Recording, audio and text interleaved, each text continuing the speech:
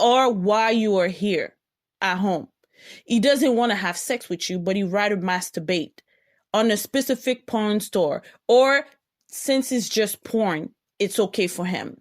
How would you feel as a woman? Would you participate? Would you yell at him? Would you respect that? Well, personally, if I was to yell or get angry with that, I would be a hypocrite because, like, it's not something that I find is not natural. So I've never gotten mad at a man for masturbating or watching porn. I had certain situations where I found certain timing weird, and I got mad about that. But I would much rather my boyfriend or husband to relieve himself off of a video and fantasize over a woman on a video than actually going out there looking for it. That's me. You know what I mean? That's how I am. I think it's ridiculous for us to expect most men not to want to look at porn. I think it's a way for them to look at somebody else, get off, and then whatever, maybe that will help them not cheat as much or not want to go out there as much. You know what I mean? So I personally have nothing against that. Strip clubs too. I mean, I'm not in love with the idea of a strip club. And my boyfriend going there, because like I said before, I'm possessive and I'm a jealous person, so I have a hard time with these things. But I still would let him go because I rather him do that than to be spending a night with a girl and eventually catching feelings and then falling in love. You know what I mean? Like me, I have certain things that I think that women, we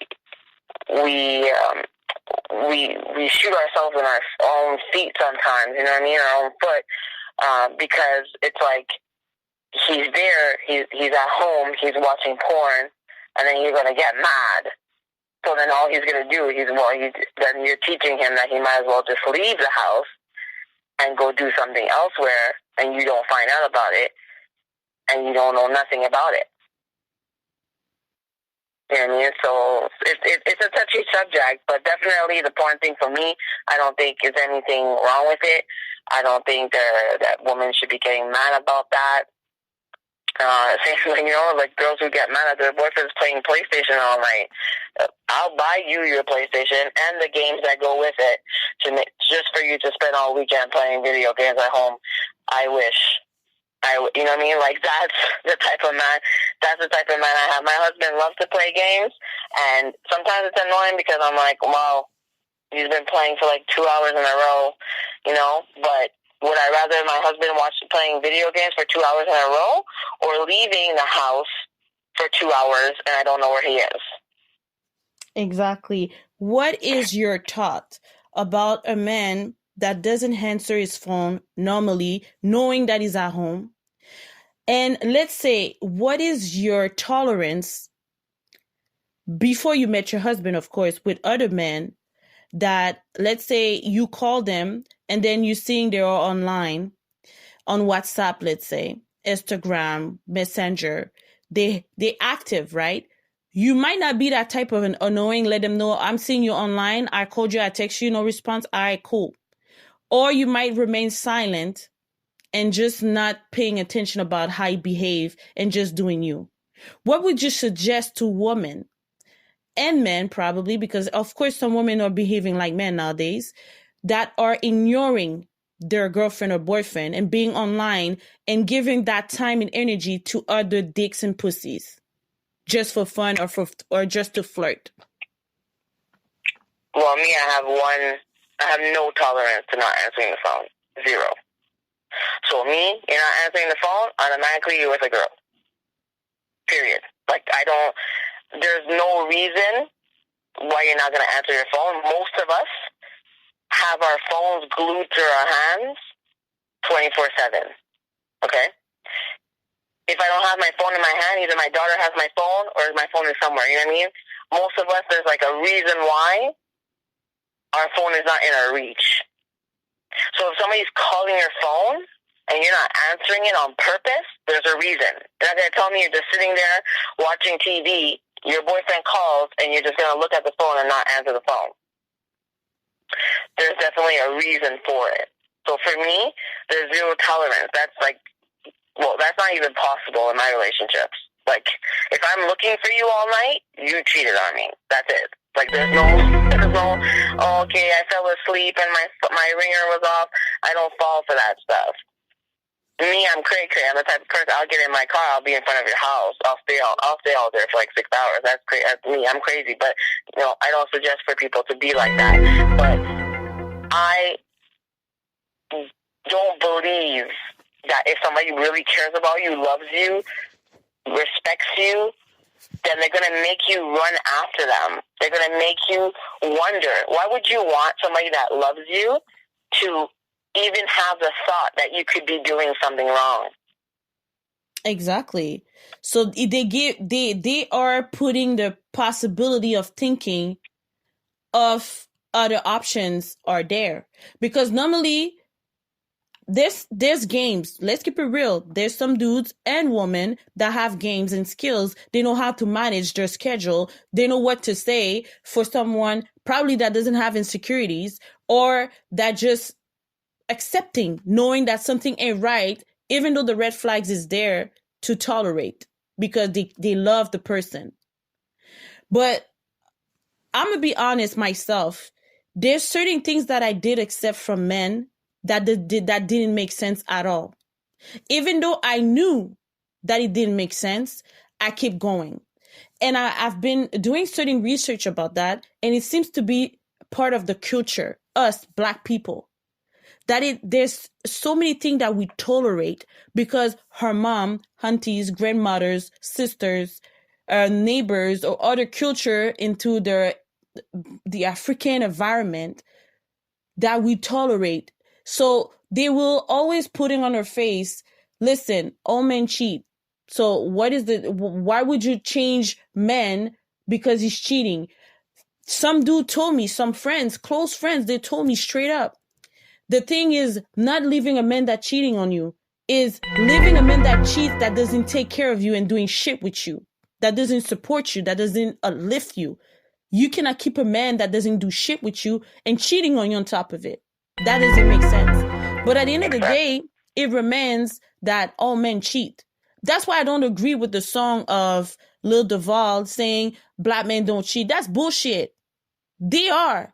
They have like burner phone. They have a burn phone. They have another phone, let's say, another number. They can talk with other chick and then they just delete all the texts, all the messages. You know what I'm saying? They have a friend that holding their phone, talking for them and saying, my boy is not there. He will call you back. He just left for a moment. And then now he's taking that phone to talk with them chicks. I've seen some dudes, like, I ain't gonna lie, covering up for their boys, getting married, having other chick to make sure they can fuck with that chick into a specific place. You know? Boys are really like able to cover up their men. That's bro code, right? Girl code, if you have a real tight girlfriend, like a real friend, someone that respects you, okay, probably she will cover you up. But me, I don't believe that even if somebody cover you up, that nobody can find out something ain't right. Me, I do believe that the energy in the universe will put you on your place and you will get caught somehow, someday, period.